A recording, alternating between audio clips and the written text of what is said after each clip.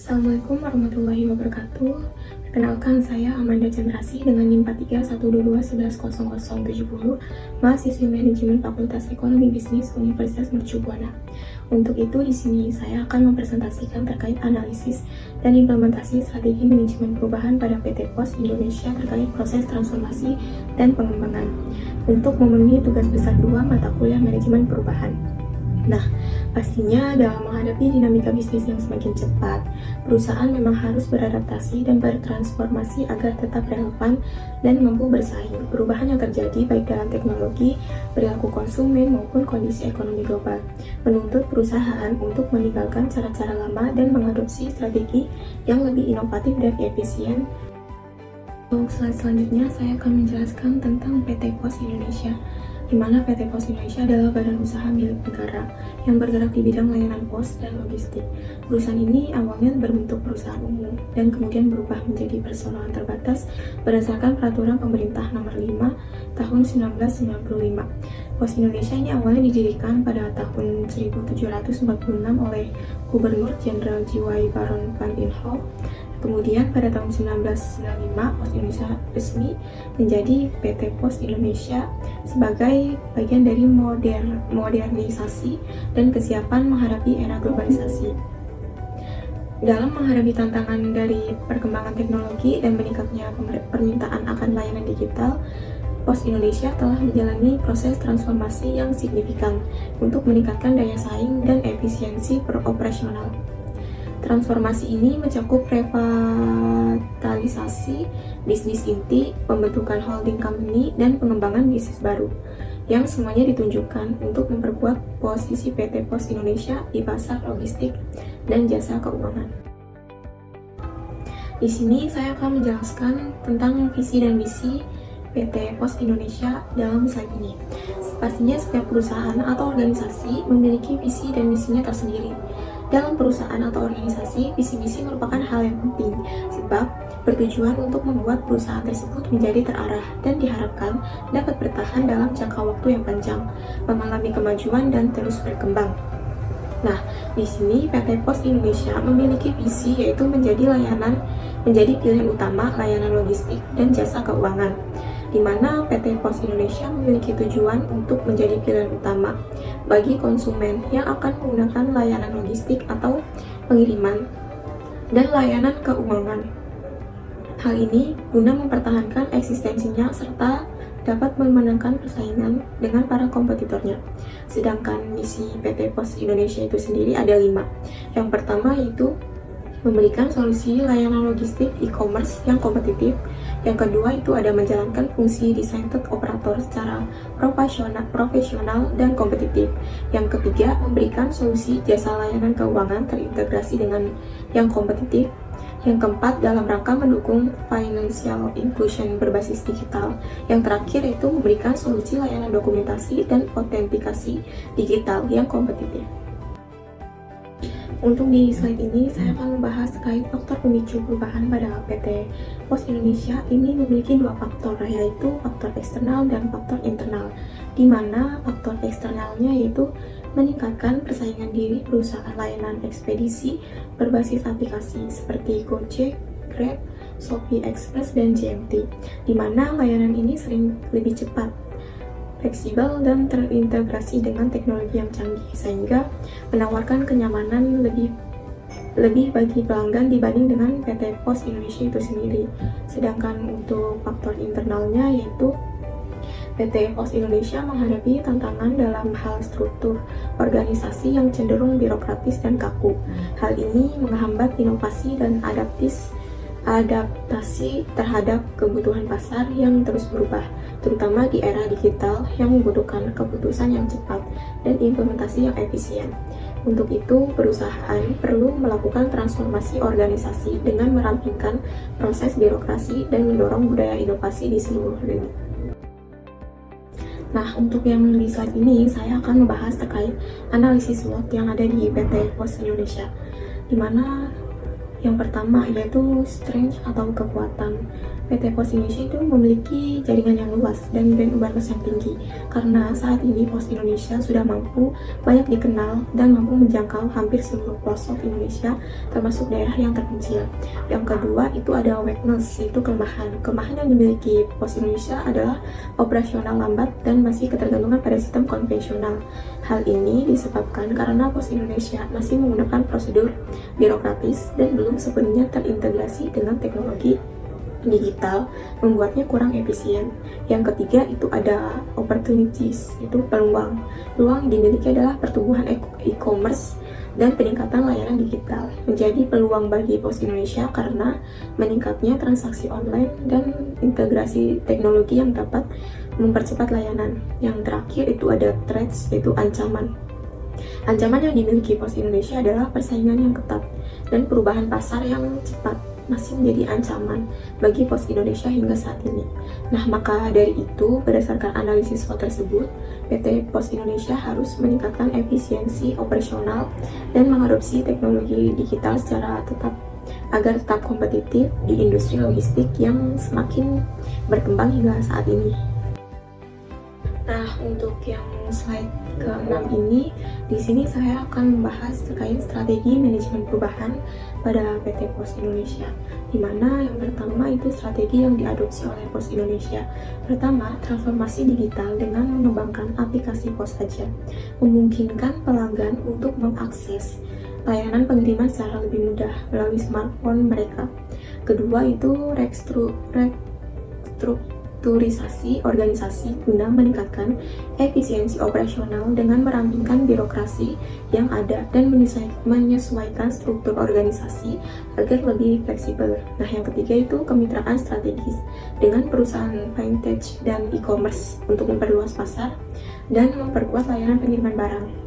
Nah, selanjutnya itu manajemen yang diterapkan pada Pos Indonesia, yaitu ada model manajemen quarters step, yaitu mengembangkan isi dan strategi yang jelas dengan mengkomunikasikan perubahan tersebut kepada seluruh karyawan mereka agar mereka bisa mendukung dan terlibat dalam proses transformasi. Nah, yang kedua itu model manajemen ADKAR, model yang berfokus pada kesiapan individu dengan menerima perubahan untuk memastikan bahwa karyawan tersebut siap dengan perubahan yang terjadi, terutama dalam hal teknologi. Untuk selanjutnya di slide ini itu masih berkaitan dengan slide sebelumnya, yaitu terkait strategi manajemen perubahan, di mana evaluasi efektivitas strategi perubahan pada PT Pos Indonesia itu ada 5. Yang pertama yaitu peningkatan efisiensi operasional. Restrukturisasi yang dilakukan oleh PT Pos Indonesia membuat perusahaan lebih gesit dan responsif serta mengoptimalkan proses pengiriman barang. Yang kedua yaitu pelatihan digital untuk karyawan, di mana diperlukannya pelatihan insentif bagi seluruh karyawan, terutama karyawan yang senior, agar lebih memahami teknologi yang terbaru dan meningkatkan efisiensi kerja. Yang ketiga yaitu transformasi digital dan aplikasi Pos Aja, di mana peluncurannya aplikasi Pos Aja ini berhasil meningkatkan layanan digital pada PT Pos Indonesia. Yang keempat itu ada penguatan strategi pemasaran. PT Pos Indonesia perlu lebih aktif dalam mempromosikan aplikasi Pos Aja melalui media sosial, influencer, dan bekerjasama dengan platform e-commerce agar daya saing perusahaan tersebut meningkat. Nah, yang kelima ini daya saing di era digital. Dengan perbaikan operasional dan strategi pemasaran yang lebih kuat, PT Pos Indonesia ini dapat lebih kompetitif di industri logistik yang semakin ketat saat ini. Untuk selanjutnya, peran kepemimpinan dan komunikasi PT Pos Indonesia. Nah, di sini saya akan menjelaskan tentang peran pemimpin Pos Indonesia dalam mengelola perubahan saat ini. Yang pertama itu adalah dalam transformasi digital. Pemimpin perusahaan Pos Indonesia itu aktif mendorong proses perubahan ini melalui pelatihan dan insentif bagi karyawan yang dapat beradaptasi dengan teknologi yang baru. Nah, untuk yang kedua itu komunikasi terbuka, di mana pimpinan perusahaan Pos Indonesia memberikan penjelasan mengenai alasan dan tujuan dari perubahan yang diterapkan saat ini. Selanjutnya itu ada teknik komunikasi yang digunakan oleh Pos Indonesia, di mana media internal seperti webinar dan email resmi ini menjadi teknik komunikasi yang saat ini digunakan oleh Pos Indonesia, di mana melalui webinar karyawan itu dapat langsung berinteraksi dengan manajemen, selain itu bertanya dan mendapatkan penjelasan mengenai proses perubahan yang sedang berlangsung. Sedangkan untuk email resmi itu digunakan untuk menyampaikan informasi penting terkait kebijakan dan prosedur baru. Nah, selain itu perusahaan juga menyediakan forum diskusi untuk memberikan ruang bagi karyawan untuk memberikan masukan atau kekhawatiran mereka terkait perubahan yang diterapkan.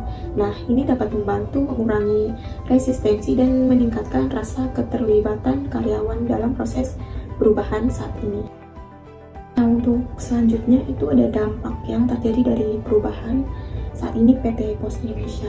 Itu yang pertama adalah peningkatan efisiensi operasional perusahaan, di mana proses pengiriman yang dulunya seringkali lambat dan bergantung pada sistem manual kini dapat berjalan lebih cepat dan efisien berkat penggunaan teknologi digital seperti aplikasi Pos Aja dan sistem yang berbasis data. Nah, yang kedua ini adalah meningkatkan daya saing di industri ekspedisi. Dengan adanya transformasi ini membantu Pos Indonesia dalam menghadapi persaingan dengan perusahaan ekspedisi berbasis teknologi seperti JNT, Grab, Gojek, Shopee Express, dan lain-lain. Nah, untuk yang ketiga itu ada peningkatan volume transaksi nih, di mana kemudahan yang ditawarkan oleh aplikasi Pos Aja dan integrasi sistem yang lebih modern. Hal ini memudahkan pelanggan atau masyarakat ini melakukan transaksi pengiriman melalui platform digital yang disediakan. Karena jika kinerja perusahaan ini meningkat, baik dari segi operasional maupun pelayanan semakin baik, tentunya akan meningkatkan daya saing PT Pos Indonesia ini di pasaran. Selanjutnya di slide ini penjelasan terkait evaluasi keberhasilan atau kegagalan perusahaan PT Pos Indonesia, yaitu transformasi PT Pos Indonesia menunjukkan perkembangan positif terutama dalam digitalisasi layanan dan restrukturisasi organisasi, di mana digitalisasi melalui aplikasi Pos Aja telah meningkatkan transaksi digital dan efisiensi operasional. Restrukturisasi juga membantu memangkas birokrasi dan mempercepat pengambilan keputusan. Namun, transformasi ini belum sepenuhnya berhasil nih, karena Pos Indonesia masih menghadapi beberapa tantangan, di mana tantangan yang dihadapi oleh Pos Indonesia saat ini antara lain yaitu satu, resistensi karyawan senior, di mana banyak karyawan lama yang kesulitan dalam beradaptasi dengan sistem digital baru. Nah, yang kedua itu kurangnya strategi pemasaran digital, di mana aplikasi Pos Aja ini menurut saya belum sepenuhnya dikenal oleh masyarakat. Nah, yang ketiga itu ada persaingan ketat. Persaingan seperti Grab, Gojek, JNT, Shopee Express, dan Si Cepat lebih agresif dalam inovasi dan promosi. Nah, yang keempat itu ada masalah infrastruktur. Saat ini Pos Indonesia masih ada kendala dalam jangkauan layanan dan kecepatan pengiriman di beberapa wilayah Indonesia. Untuk itu, agar transformasi ini memberikan dampak maksimal, PT Pos Indonesia ini perlu mengatasi tantangan tersebut dengan pendekatan yang lebih efektif, seperti pelatihan karyawan, strategi pemasaran digital yang lebih agresif, serta investasi dalam infrastruktur dan teknologi logistik yang lebih modern. Nah, untuk yang terakhir itu ada rekomendasi di mana PT Pos Indonesia menurut saya akan bisa terus berkembang dan bersaing di industri logistik yang semakin ketat. Yaitu dengan menerapkan beberapa rekomendasi, di antaranya yaitu pertama, Pos Indonesia perlu berkolaborasi dengan e-commerce dan fintech. Pos Indonesia harus meningkatkan kerjasama dengan platform e-commerce dan fintech untuk memperluas layanan digitalnya, serta meningkatkan volume transaksi pengiriman dan keuangan. Yang kedua itu ada Pos Indonesia perlu meningkatkan program pelatihan digital. Diperlukannya pelatihan komprehensif dan berkelanjutan bagi karyawan, terutama yang masih kurang familiar nih dengan teknologi digital. Nah, agar perusahaan dapat lebih mudah beradaptasi dengan perubahan. Yang terakhir itu ada investasi dalam inovasi. teknologi. PT Pos Indonesia harus terus mengembangkan teknologi baru, baik dalam sistem pengiriman, pelacakan, maupun layanan digital. Contohnya, dengan memperbarui aplikasi Pos Aja, agar lebih user-friendly, kemudian meningkatkan fitur pelacakan secara real-time, dan mengoptimalkan sistem distribusi berbasis data. Nah, menurut saya dengan inovasi yang berkelanjutan, PT Pos Indonesia ini dapat bersaing dengan ekspedisi modern dan lebih menarik lebih banyak pelanggan yang mengutamakan kecepatan serta kenyamanan dalam layanan logistik. Dan selesai sudah presentasi dari saya terkait analisis implementasi strategi manajemen perubahan pada perusahaan Pos Indonesia. Ini apabila ada kesalahan kata yang kurang berkenan, saya memohon maaf sebesar-besarnya. Saya Amanda Generasi dengan NIM 4312211070 unit dari program studi manajemen Fakultas Ekonomi Bisnis dari Universitas Mercu Buana. Saya mengucapkan terima kasih dan wassalamualaikum warahmatullahi wabarakatuh.